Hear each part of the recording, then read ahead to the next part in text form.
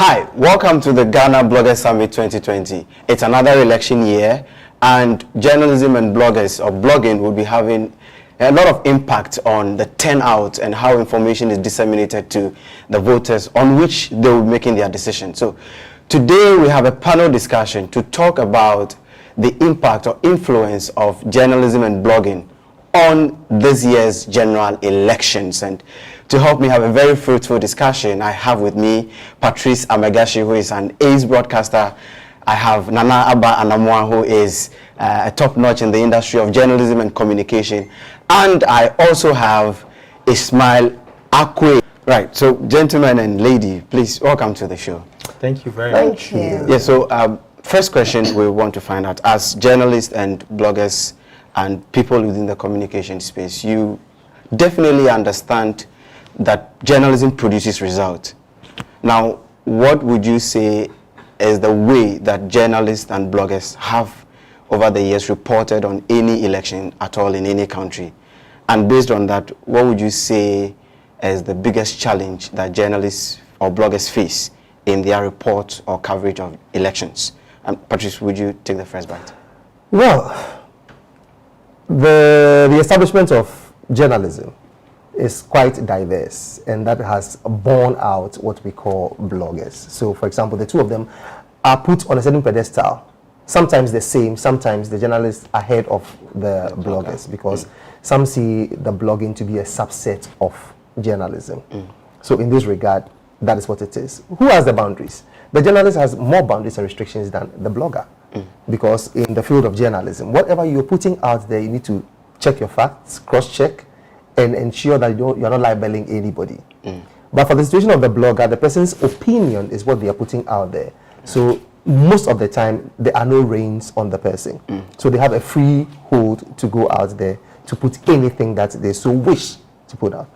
Now, the risks involved here are quite minimal when it comes to the blogger than to the journalist, because it's a media house. So you're usually the target of whoever and whatever you are reporting on, because people see that there ought to be a certain level of credibility attached to whatever you put out there. So they would find out if you even made a little slip in terms of spelling mistake, they'll be like, oh, look at this media house. They even made this mistake. How much more reporting on elections where there is so much factionalism, and it will be difficult for you to say that, okay, this is going to person A or person B. Even if you know that it's a call that you have to make, sometimes you have to be very restrained. But when it comes to the blogger, it is their opinion. So they are putting out there what it is that they feel. Nobody's going to fault them because they are seen to be simpletons, one way or the other. So wherein lies the risk? What I've noticed over the years is that people go to the pages of the bloggers based on who you are and what you're reporting. People go to the pages of the journalists or the media house because of what they are expecting, because that is more grandiose. So a lot more attention is given to the journalist than to the blogger. So a lot more responsibility is on the journalist than to the blogger. So for responsibility purposes, I can say that 90% will go to the journalist, and then 20% or even less would go to the blogger. So for me, look more at what the journalist is saying than what the blogger is putting out there. Doesn't mean that a journalist cannot be a blogger. There are journalists who are bloggers. They face the same limitations. To an extent. They face more, journalists face more limitations than bloggers do. Because it's not your opinion, it is the fact that you have to report on. But the bloggers is their opinion. Sure. Anamoah, please. I want to continue from where Patrice left off, and I think that going into an election is very important and crucial where you get your information from. We are in an era of fake news, because now everyone and their cat feels that they can also report. And there is absolutely nothing wrong with that. We have netizens now. There's nothing wrong with that. But it is important that we safeguard our democracy. How do we safeguard our democracy? By ensuring that we put out only the truth. And Patrice made a very important point about opinions. The difference between what the bloggers are doing and what the media houses are also churning out. And so you need to know where you are accessing information from. The credibility of this election hinges largely on information. And the media, both journalists, the traditional media, social media, everyone has a role to play in ensuring that the elections are credible. Because if blogger A reports that there is fire at Odododiodio and there is no fire, and for some reason people like to follow the sensational stories, right? And so if media house A does not put that story out, everyone seems to think that the media house is not serious. They're not doing their job. So it's important that we safeguard our democracy this election by ensuring that we always put the truth out there. I am happy to see young people especially going out to blog in large numbers. I think it's wonderful, but they should always remember that the truth is paramount. You don't have to lie because of followers and likes. And so I agree largely with what Patrice Amegashie said. The responsibility largely is on the traditional media. A lot of the time that you find the traditional media chasing the other media because there are no limitations, so they can put the story out. But in the media house, you have about 4 people who all want to cross-check the information. By the time it's out, somebody has already, put it out there. Yeah. So Ismail, you have a bit of background with blogging yourself. What would you then say is the comparison between what you do or what you did as a blogger and what journalists or traditional journalists do, especially in covering elections? Okay, so let me bring this back from the consumers to those who bring out the information. So journalists and bloggers are limited. And even talking about right now, the 2020 December elections, we can't find the list of all the parliamentary candidates and even the independent candidates. Where do you find them? So if, let's say, media house A puts out a story saying this constituency has this candidate or that candidate, where are you going to cross-check? Well, we tried with the EC, the information is not out there, but ballots are being printed. So information isn't available. So it makes it very difficult. And that brings about the fake news and a lot of people sensing or getting rumors, and you can't even cross-check. So at the end of the day, the challenge is, do you bring out the information? Do you wait? You are calling the appropriate authorities to give you the real information. You are not getting it. So now what do you do? So during the elections, the week in there, the election day, the days after the election, we would face challenges of people not getting information until the authorities involved bring out the information early so that the agenda will be set, rather than the bloggers and everybody else setting the agenda for now traditional media to be thinking, where did they get the information from? Then probably the information is true, then they'll be wondering, why didn't you give it to me first? Because people believe or follow me for news, they follow them for them, as Patrice said. So at the end of the day, the information should be available, and I think that's where the main challenge is. So we have a challenge with information flow from authorities who have this information to journalists and bloggers who are supposed to send the information out to the audience. Exactly. That's interesting. So let's talk about traffic. I mean, every media house thrives on numbers. So with the issue of driving traffic to your media house, and in this particular election year where we have some issues of the demise of some political candidates, how are you ensuring, how are you even verifying some of these issues, and what impact are these events, the demise, the accidents and all that, what impact are they having on your reportage? I'd like you to take that for us. So for traffic, which you just brought up, I would say that should be the headache of the media managers, and not really a journalist or a blogger. For a journalist and blogger, yes, you would want to make money on the side. At the moment you lose focus of the information or the main job that you're supposed to do, you start chasing traffic, you end up losing it all. And a lot of bloggers have come up, they've gone because of one story. Some have come up because of not fact-checking, cross-checking some stories. So yes, traffic is important, but it's not for you to think about it. It's for you to do the right thing, and it to come when it has to come. And right now, the information we have, it seems everybody is eating from the same cake. There's no other cake, unless you create your own cake. Bake your own cake, and then you can say, well, I'm a standalone guy, or standalone media, and I'm making my own thing. But everybody is taking from the same cake. So now why then do you circumvent the cake and then bring something that's not true and that's false just because you want traffic? You will end up maybe losing your credibility, losing your job, and you might find something else to do than blogging or doing journalism. I see. Anamoah, what would you say about that? that? I think that traffic absolutely is important, but I also honestly feel that sometimes we lose the plot as a result of competition. And there is absolutely nothing wrong with competition, but the competition has to be healthy. Sure. It has to be healthy competition. So, for instance, I mean, people ask me, Nana, how many followers do you have? And I don't really see the big deal about followers. I mean, so you have a large number of followers. So what?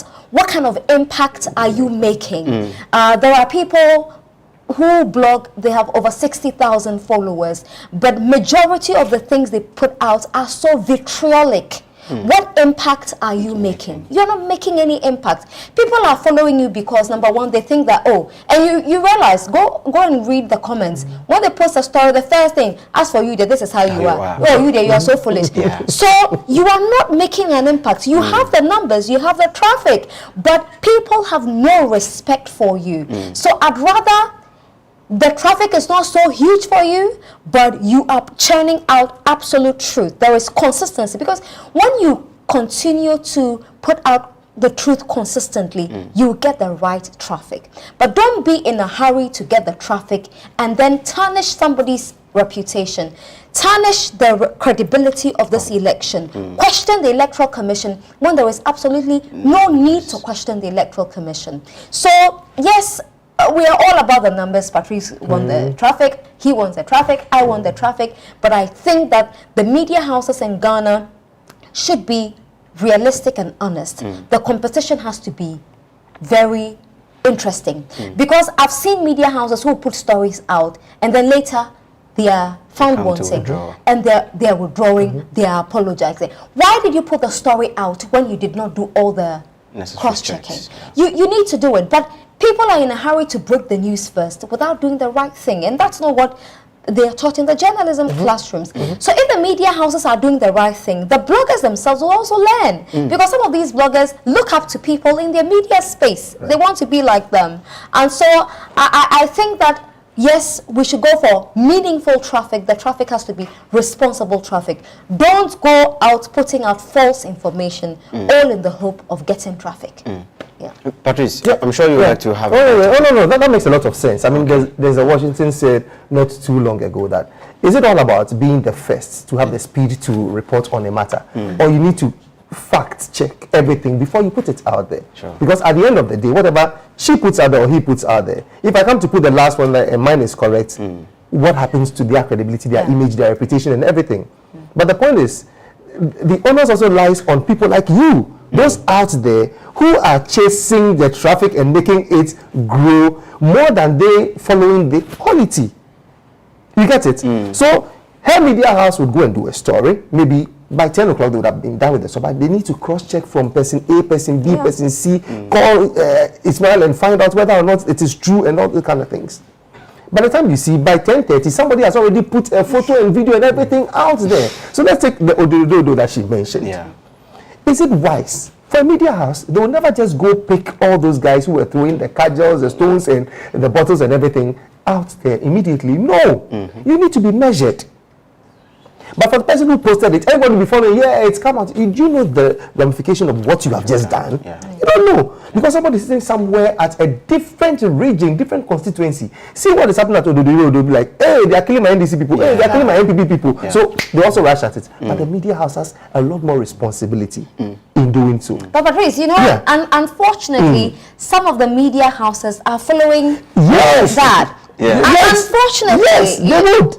Because like you said, and we alluded to it, everybody is looking at, okay, what is trending? This is trending, so let me drop my weight and go follow this guy. And that is where the problem is. What are you chasing? You are chasing shadows. Because there are ethics that govern every practice and profession in this country that we have. So for example, if you're a journalist, you have to ensure, based on the editorial policy that you have, you would be able to move one way or the other. You get it? So for me, basically, point is, trend, fine, trend, but like Abba said, what are you trending about? Exactly. Is it a positive trend or the negative trend? You want traffic. What kind of traffic are you looking at? It has 3 lights. It has the red, the amber, and then the green. Which one are you looking at? We all have the traffic light. Which one are you looking at? You get it? So are you stopping to just listen to what is happening, or you are waiting on the fringes to see who's going to post what, or you are just going to post everything out there? So It's the responsibility of everybody. Right.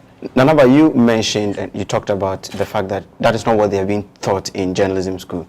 Do you think that bloggers of today are evolving and are learning better skills and applying ethics in what they do? A few of them, I must say, and give them credit for that. But the majority of them, I don't think so. They are stagnant. They are not evolving. Because what you were doing 4 years ago, 3 years ago, you can't be doing it 3 years on. You need to change. You need to evolve. You need to do better. Fortunately, and I say this to young people who blog all the time, that there are so many opportunities on the internet because you're using the internet to work. And there are so many opportunities on the internet to learn from. So many of them. There are bloggers in the United States of America who are doing absolutely well. You know, this election, there was a guy, he used to work with the CIA. He started blogging. And he was getting more views than CNN, Fox, and another NBC put together. Whoa, and put it's together. just, put together. And it's Credibility. just credibility. It's just one individual. One individual. It's because he took his time to learn the ropes. He said to himself that in the year 2020, the US elections, I'll be blogging. So he went through the ropes. He studied continuously, monitoring what CNN does, looking for the loopholes in what Fox does, and then he jumped on it, and he's done absolutely great for himself. So I think that the bloggers should not just be comfortable, and a lot of the time you see the stories. Ghana Web will do a story, and then all of them will pick it up. Same story. The same story, the same headline. There's nothing wrong with taking but again, another issue that I have with them, no credit. They don't reference, they won't acknowledge where they got the story from, and you feel that it is their story. Another thing, so for instance, Patrice is an MP. Patrice is getting out of his house, takes a picture that today I'm in my constituency, posts it on his wall, and then you find a blogger, Patrice spotted. When I posted the picture myself, so they need to learn. They need to wake up and smell the coffee, because I feel bloggers in Ghana underestimate their power. They really underestimate their power. You have a population that is so young who really will not want to watch TV. They don't want to listen to the radio. They're getting everything on the internet. And so the bloggers wield so much power, but they do not know the power they hold because they haven't taken time off to sit back and examine the dance on the floor and figure out where do I fit in and what can I do to be the best dancer on the floor. Field. You know, to situate it properly, as with regards to the elections that is coming up, what it is that somebody was a CIA agent. The person was an expert in whatever he or she was doing before latching on to what was going on with regards to the election. So as a blogger, as a journalist, you have to know your forte. You have to understand what your portfolio limits you to and what it opens you up to. So that comes to you being a professional at what you do, and not only that, but an expert in understanding it. Don't just put out stories. Don't just say anything because I'm a blogger. Maybe I'm a fashion blogger, I'm something, but because everybody follows me, it's election time, so I can post anything. That's not what we are looking at for. You have to be an expert in what you have to be very analytical in the presentation that you make. Don't just rush to put out stories over there. And the point is that even those who follow you would realize that what you're putting out there is messy. But because some of them don't have the confidence and the luxury to just come out and say that, hey, this thing that is happening is wrongly being posted or that kind of thing, you think you just follow through that same path and that same channel and that is what it is. No, it's elections. We all know the temperature of the elections. It's so high up there. So before you move, I'm sure the media houses would do it. I am only saying that I'm sure the media houses will do it. They'll let you understand that wherever you are going, whatever reportage that you're putting out there, be measured. Because the level of sensitivity is so high up there. But for the blogger who doesn't care and is not properly regulated, who is going to tell him or her what to blog on, what to talk about, and what not to talk about? Yeah. You get it? So they just throw the thing out there, they go there, they put their camera there, take the video and say, hey, so MPPs won, or hey, this man has stolen the ballot box or something has happened. And we need to be very careful with what we assimilate. Okay. You know, Patrice mentioned fashion blogger. Yeah. You know, there are people who do fashion blogging, some are doing entertainment, food. And I always say to them, and it comes back to the point I made, that you must learn. You must always check out what others are doing elsewhere. So if you're a fashion blogger and it's election time, you don't necessarily have to sound political. Because it looks very ridiculous. But you can. Because there is so much fashion around elections. Because there is paraphernalia. The streets are dripped with party colors. That is something to talk about. People are wearing all sorts of styles with party colors. With different appeals. That is something to blog about. If you're a food blogger, at the polling centers, what can you get? Is it the cocoa and the kose, which I absolutely hate? You know, so there is always find relevance. You must be relevant at all times, but it shouldn't deviate from what your core mandate or your core reason why you started. Other bloggers, even entertainment bloggers, celebrity bloggers, now blogging about only sexual content because they want traffic. So at the end of the day, if you ask them, why are you blogging? Well, I'm blogging so that I'll be like this person. But you know what that person or how that person got to where they got to. So what you have to do is you have to self-train. I think this summit did the same thing last year. There was a lot of people coming on and then speaking about how to go about it and why you're doing it. And I think it's very important that people self-train so that they will get to know that I can do more outside my domain. Right now, we are talking about elections. Trust me, even coronavirus passed, I didn't see bloggers blogging about coronavirus. What people could do. They all sat back and said, coronavirus, so there's nothing to write about. So we are just sitting back. And then if Anamoah does a video from the room, then they go, Anamoah is doing this. That's all the content they're looking for. So where is the information, the responsibility when it comes to informing people? Responsibility when it comes to educating people? And also, even responsibility when it comes to entertaining people. Do you think someone's demise, someone's maybe a negative story about news is what to entertain other people? I don't think so. People want information, but bloggers are not doing that. They've lost the focus. But there are more people to learn from. As she's mentioned, a US person, and anybody can be a blogger. I know you have someone in the medical field who is blogging, and people appreciate it. We have people who are teachers and they are blogging. Remember the video about a teacher who was teaching some kids how to dance. He was using dance, and the boy died. You see how far they went to.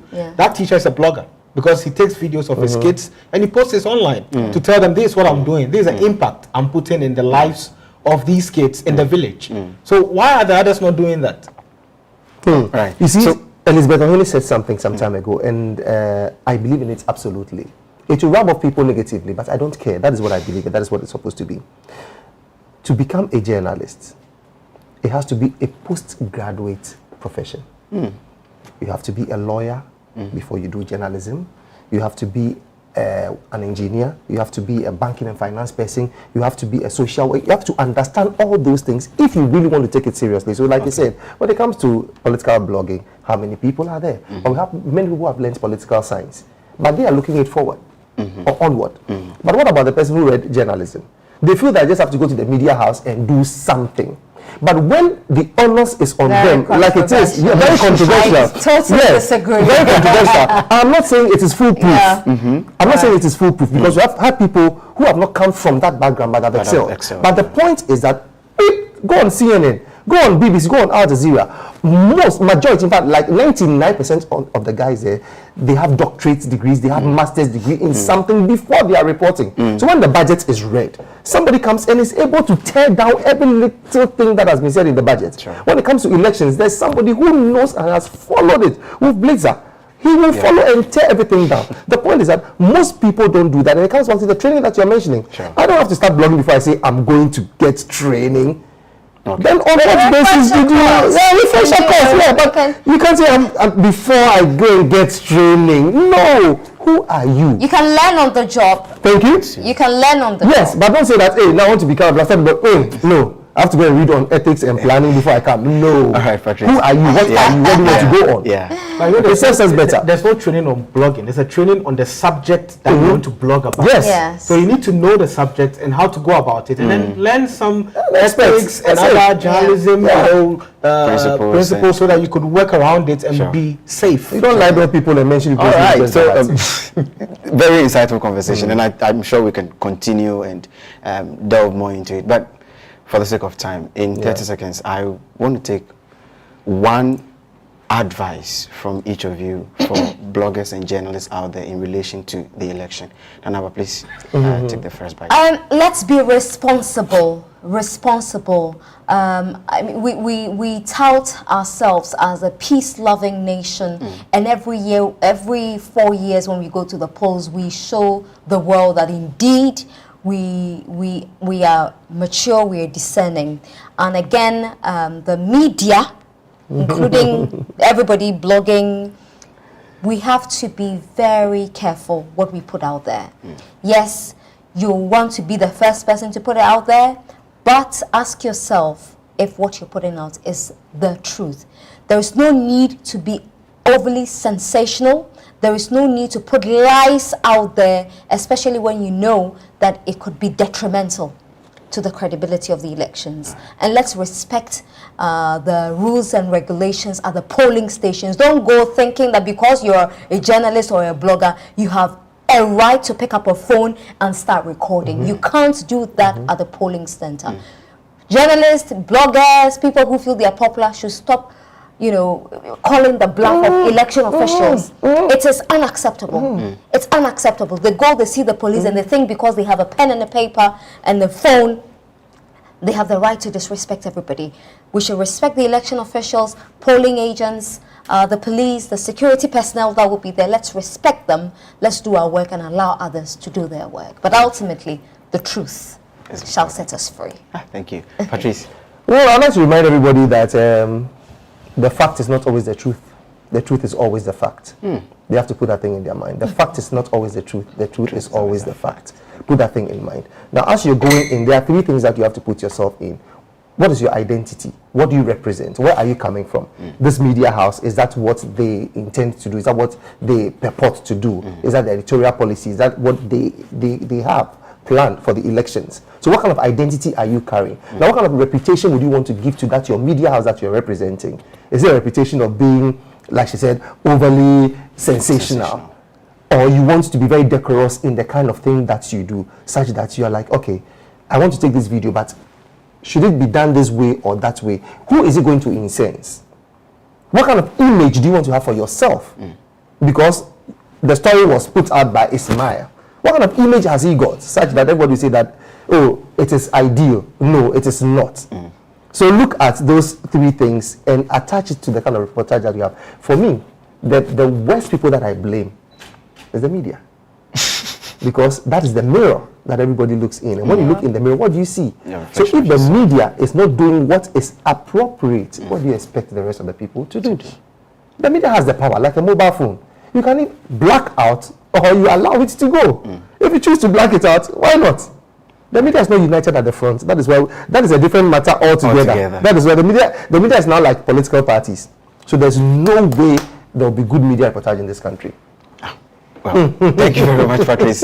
Ismail, please. So, 10 years ago, 20 years ago, 30 years ago, it's always been said the future is digital.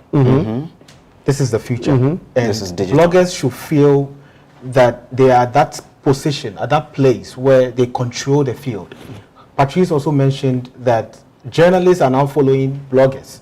That should tell you that you are very important also in the game, even though you're not making money, but at least you are impactful. They could make money if they change their ways. So you just have to take responsibility and keep doing your work well. And who knows, it might impact someone's life. It might change the way we see things. And it would open doors for the country's media in general. Because if traditional media are now chasing bloggers for the scoops and everything, then lead the way. Lead the way. Let's take it into our hands and make change in this country, and that will make a better Ghana for all of us. So people should just be responsible and make sure we get there. All right. Thank you very much for watching. This has been the panel discussion on the influence of journalism and blogging on the 2020 general elections, and it's been a part of the Ghana Bloggers Summit 2020. The advice has been simple. Bloggers, journalists, lead the way, because you are the mirror through which the society sees a reflection of themselves. And so whatever we do can impact their lives and impact the decisions they make. My name is Efo Kokumaoto. I've had this discussion with Patrice, with Anamoah, and with Ismail. Thank you.